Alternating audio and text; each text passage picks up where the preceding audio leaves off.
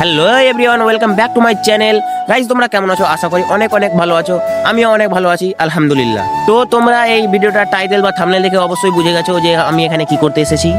আসলে গাইজ, আমার ইউটিউবে 100টা সাবস্ক্রাইবার পূরণ হয়েছে, তার জন্য এই জায়গাটা এসেছি। আর আমার 100টা সাবস্ক্রাইবার পূরণ করার জন্য তোমাদেরকে অনেক অনেক অনেক ধন্যবাদ।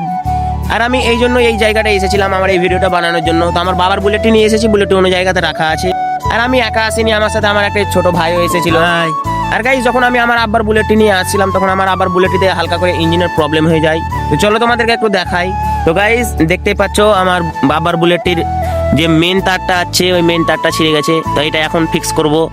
আর গাইজ, আমাদের মিস্ত্রি লাগবে না, কারণ আমরা নিজেরা এক একটা করে মিস্ত্রি। তো আমরা দুজন মিলেই আমাদের বাইকটা মানে বুলেটটা ঠিক করে নেব। তো গাইজ, এখন আমরা দুজন মিলে চেষ্টা করছি যে আমার বাবার বুলেটের ইঞ্জিনটা একটু ঠিক করার। তো এটা ঠিক করে, এটা এটা এটা এটা এই জায়গাটা।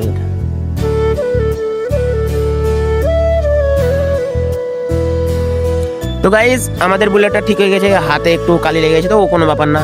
তো গাইজ, দেখতে পাচ্ছ এর হাতের অবস্থা কতটা কালি লেগেছে, আর আমার হাতেও গাইজ কালি লেগে গেছে অনেকটাই। আসলে গাইজ, এখানে মিস্ত্রি পাওয়া যাবে না, তাই আমরা দুজনে মিলে ঠিক করে নিলাম আমার বাবার বুলেটটি।